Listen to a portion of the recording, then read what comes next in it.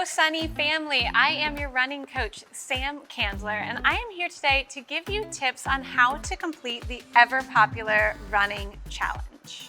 Tip number 1, be honest with yourself about where you're starting. So if we try to start off by running a 5K on day 1, but that's not where we are, we're gonna really run into trouble. Start small and check in with yourself. Make sure that you are truly starting at your necessary starting point. Tip 2, progress slowly and steadily. That is more likely to get you to your end goal than trying to progress too soon and getting injured or frustrated. Tip 3, stick to the plan. When you have a plan in motion, you can get there step by step. It ties right along to progressing steadily and slowly. If you stick to your plan, you know that you will take each and every necessary step to get you to your goal.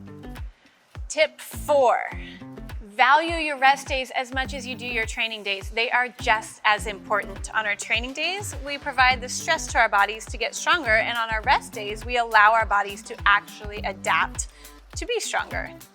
Tip 5, perfection not only isn't reasonable, but it's not expected or needed in order to succeed. Aim for consistency, not perfection. If you miss a day or don't quite hit all of your intervals on a day, no worries. Give yourself a little grace and keep moving forward. Tip 6. This is all about community. The way we achieve goals is by achieving them together. So we've heard this phrase, if you want to go fast, go alone, but if you want to go far, go together.